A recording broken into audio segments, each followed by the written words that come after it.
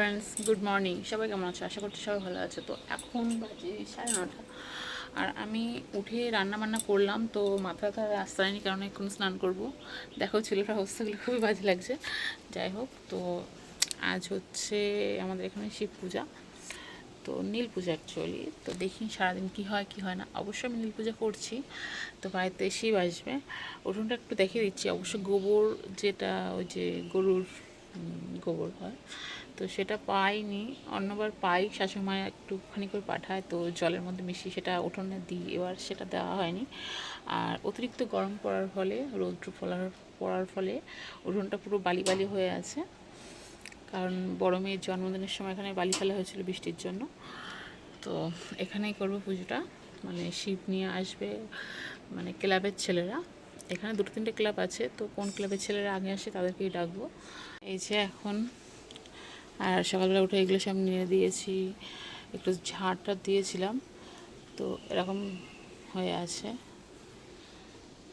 এই দেখো কত সুন্দর ফুলগুলো, দারুণ তাই না? খুবই পছন্দের ফুল। একটা ডাল ভেঙে গেছে কালকে আমার হাতেই, লিলি ফুল। ও এবার যাব মালা গাঁথতে আকন্দ ফুলের। এইগুলো হচ্ছে আকন্দ ফুল, আর এইভাবে ছাড়িয়ে তার থেকে এর থেকে খোসাগুলো ছাড়িয়ে নিয়েছি। এই যে খোসা ছাড়িয়ে নেওয়ার ফলে এরকম হয়ে যাবে। এগুলো শাশুড়িমা করে পাঠিয়েছে, এই দুটো শাশুড়িমা করে পাঠিয়েছে, আর আমি এখন বানাবো। আর তারপরে শিবাকে চান করাবো। আর এই হচ্ছে বেলপাতা। বেলপাতাটা অবশ্যই দরকার। আর এগুলো আগে মালা গাঁথাটা কমপ্লিট করব, তারপর অন্যান্য কাজগুলো করব। অনেক কাজ বাকি পড়ে আছে, সব একা হাতে করতে হবে। এটা গেঁথেছি, এখন আর এটা একটা বড় মানুষের হয়ে যাবে। তো শিব আসার সময় হয়ে আসছে, প্রায় 1টা বাজে। তো আমি এখানে চাল, আলু, শিবের জন্য পয়সা, আর শিব ঠাকুরের মাথায় দেবো বলে একটা আস্ত শশা, আকন্দ ফুলের মালা সব কিছু করে রেখেছি। আর ওখানে টেবিলটা পাতিয়ে এসেছি, শিবকে ওখানে বসে দেবো। আর মাঠের পাশটাতে এসেছি, দেখি কখন আসে। তো শিব কিন্তু ওই বাড়িতে ঢুকছে, আর ওই জন্য আমরা যাইনি, কারণ আমরা ডাকলে আবার এই বাড়ি চলে আসবে। এটাই নিয়ম, শিবকে বাড়িতে ডেকে আনতে হবে, সেটাই করতে হবে। দুপুর 2:30 নাগাদ ভোলে বাবা আমার বাড়িতে আসলো। অবশ্যই ডেকে নিয়ে আসতে হয়েছে, না হলে কারোর বাড়িতেই যায় না। তো সঙ্গে ছিল সন্ন্যাসীরা, মূল সন্ন্যাসী মাথার থেকে নামিয়ে রাখলো বাবাকে। তো আমাদের এখানে কীভাবে নীলটা হয় তোমরা দেখো। এটা হচ্ছে শিব চান করানো। তো বাড়িতে আসলে বাবার মাথায় প্রথমে আকন্দ ফুলের মালা, বেলপাতা আর বাতাসা দিয়ে তারপরে স্নান করিয়েছি। বাট আমার একটা ভুল হয়েছিল, যেটা ঘি দিয়ে আগে মাখিয়ে নিতে হয়, সেটাই আমি করতে ভুলে গেছিলাম। এটা প্রতিবার হয়, এবারটাই কেন এমন হলো আমি নিজে জানি না। তো তার জন্য বাবার কাছে অবশ্যই মাপ চেয়ে নিয়েছিলাম। আর মাথায় যে জলটা ঢালবো সেখানে আছে ডাবের জল, গঙ্গার জল আর দুধ। তো দেওয়ার পরে সবার মাথায় অল্প অল্প করে জল দিলাম, যাতে বাবার মাথা ঠান্ডা থাকে। আর যারা যারা সন্ন্যাসী আছে তারাও তো অবশ্যই এখন বাবার চেলা, তো তাদেরকেও মাথা ঠান্ডা রাখতে হবে। দেখো তোমাদের ওইদিকে কেমন কী হয় আমি তো জানি না, এটা আমাদের এখানে কিন্তু এইভাবেই হয়।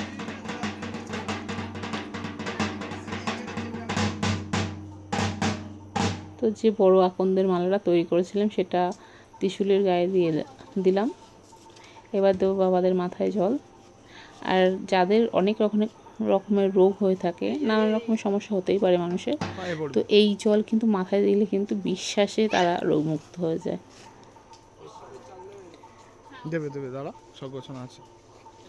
আর এবার অন্য বাড়ির তুলনায় সন্ন্যাসী কিন্তু কম এসছে, কেন জানি না।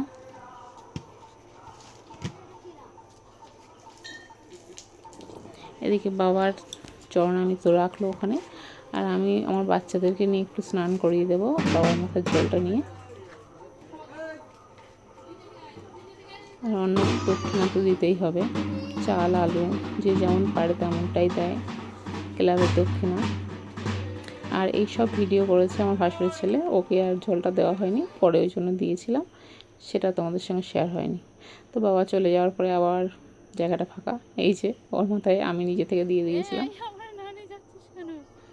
আর আমার ছোটো মেয়ে পুরো ভিজে আছে, তবু ওদের সঙ্গে চলে যাচ্ছে, ও বাড়িতে থাকবে না, কান্না করছে, কারণ ঢাক ঢোল নিয়ে নিয়ে ওরা চলে যাচ্ছে। আর সারা গায়ে বালি থাকার ফলে আমি একটু জল ঢেলে দিয়েছিলাম। খাওয়ার পরে ফলটাই আর ঘরের মধ্যে অন্ধকার থাকার জন্য এরকম অবস্থা। আর সন্ধ্যাবেলার জন্য সাবুদানা ভিজিয়ে রেখেছিলাম, যে সন্ধ্যাবেলা নীলকর বাচ্চা এসে খাবো। বাট ওটা খেতে একটু লেটই হয়ে গেছিলো, লাইভ ভিডিও থাকাকালীন আমি খাওয়া শুরু করেছিলাম 9:30টার সময়, সবই ভিজিয়েছি একটু আগে। তো সাবুদানা দিয়ে অনেকেই বলছে যে খিচুড়ি খাওয়া যায়, কিন্তু আমি এটা জানি না, ফার্স্ট টাইম শুনলাম। তো এই ফলগুলো নিয়ে যাবো সন্ধ্যাবেলা। চোখ মুখ পুরো বসে গেছে একদিনেই, বুঝতে পারছি। আর ঘাম এত গরম পড়ছে, ঘেমে নিয়ে গেছে পুরো। তো এই যে এইগুলো সবার জন্য কেটেছি, সবাইকে দেবো তাই। আর এইটা রেখে দিচ্ছি। সন্ধ্যাবেলা গা হাত পা ধোয়ার পরে একটু রেডি হয়ে নিয়েছি যাবো বলে, যেখানে অ্যাকচুয়ালি চড়কটা হবে, নীল পূজাটা ওখানে বাতি ধূপ ধরাতে হয়। তো 5 ফল 5 সবজি, চাল, বাতাসা, পয়সা, দক্ষিণা যেটা, আর ধূপ আর মোমবাতি নিয়ে যাচ্ছি। আজকে হাজব্যান্ড বলছে চলো আমিও যাই তোমার সঙ্গে। আর ওনাদের জন্যই আমার লেটটা হয়ে গেছিলো বেশি। তো এটা হচ্ছে আমার বাপের বাড়ি পাড়াতে, বাপের বাড়ি বলো মামার বাড়ি বলো সবই একই জায়গায়। তো এখানটাতে আমার ভাই সন্ন্যাসী হয় বলে এখানটাতে আমরা দিতে আসি। আর যেইখানটা শিব আমার বাড়িতে এসেছিলো সেটা যাওয়ার সময় তোমার সঙ্গে শেয়ার করবো। আমাদের এখানে প্রায় 3 থেকে 4টে হয় এরকম পূজা, বাট যে যেখানে গিয়ে পারে। আর এখানটাতে দেখো প্রচণ্ড ফাঁকা ফাঁকা লাগছে, কারণ আমাদের আসতে একটু লেট হয়ে গেছিলো বলে এরকম ফাঁকা ফাঁকা। তো তার মধ্যে দেখো তোমাদের দাদাভাইকে বলেছিলাম ভিডিও করতে, ভিডিও তো করতে পারে না জানি, তো যেটুকুনি করেছি সেটুকুনি তোমাদের সঙ্গে শেয়ার করব। আর আমরা যারা এখানে মোমবাতি ধরাতে আসছি, আমাদের ধরানো কমপ্লিট হলে এখানকার সন্ন্যাসীরা মোমবাতি ধরায়। আর ওই মোমবাতি ধরানোর পরে কিন্তু এখানে কারোর এন্ট্রি নেই, মানে মোমবাতি ধরানোর জন্য বাইরে।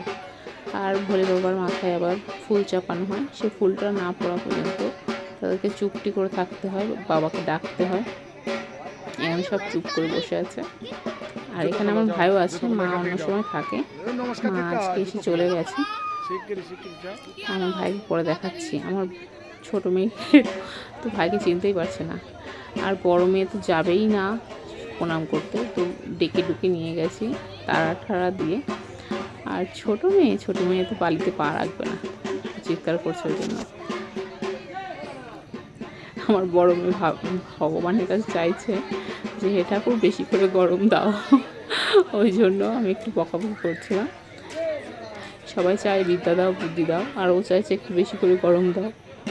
ও এরকমটা কেন করে আমি নিজেও জানি না, যদিও ভোলা বাবার কাছে চেয়েই ওকে পাওয়া, হয়তো ওই জন্য ভোলা বাবার মতো ওর মাথাটা একটু ওরকম আছে।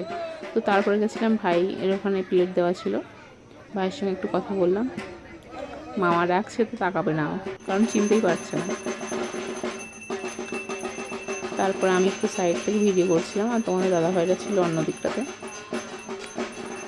সন্ন্যাসীরা কিন্তু বাবাকে ডাকা শুরু করে দিয়েছে এখন থেকে, কারণ বাবাকে যত ডাকে তত শক্তি বাড়ে ওদের, সেটাই হচ্ছে। এবার ওরা দেবে মোমবাতি ওই জন্য, তারা এখানে সব বাবাদেরকে এক জায়গায় আনবে।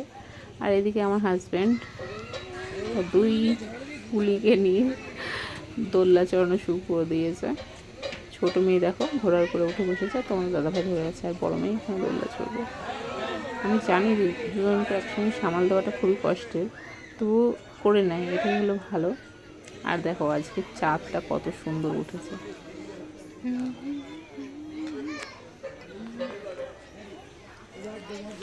এই যে এবার যাচ্ছে সবাই। আর এতটাই গরম, আমার টিপ সব হয়ে গেছে, ঘেমে নিয়ে একবার হয়ে গেছে। দেখো এখানে স্লাইড চড়ছে একজন,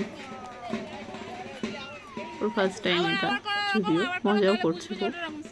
আমারও দেখে খুব ভালো লাগলে ওই জন্য আমি ভিডিও করে বানাচ্ছি, তোমাদের সঙ্গে শেয়ার করবো বলে।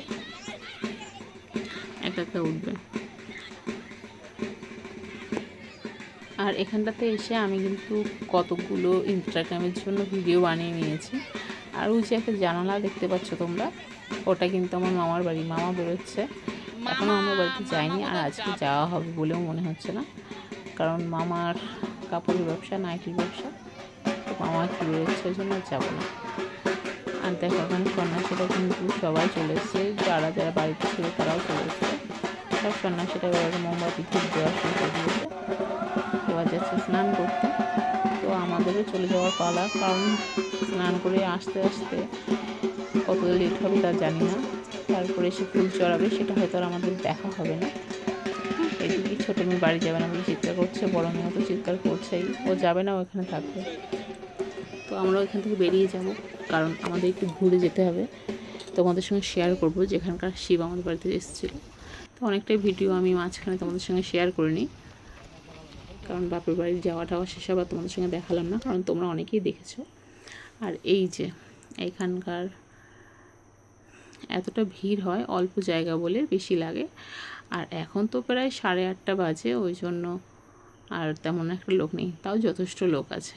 এখানকার শিব আমার বাড়িতে গেছিলো, প্রতিটা বার তাই হয়, এরা আগে যায় বলে এখানকার শিবদেরকেই দেখানো হয়।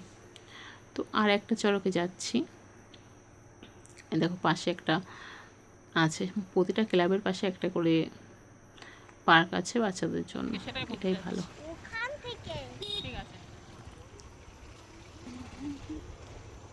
ট্রেন লাইনের পাশ দিয়ে রাস্তা পুরো। এই যে দেখো আর একটা চড়ক, এখানটাতে দুর্গা পূজা, কালী পূজা, রাম পূজা সব কিছুই হয়। তো এই যে মার্কেট আমাদের, এর ভেতরটাতে আছে সবজি বাজার, মাছ বাজার, আর ফলের বাজারটাই বাইরের সাইডে। তো এবার চলে আসছি বাড়ির দিকে, সবাইকে টাটা। তো সবার যদি ভালো লেগে থাকে ভিডিওটা, অবশ্যই লাইক কমেন্ট শেয়ার করো এবং ভালো থেকো, সবাইকেই টাটা।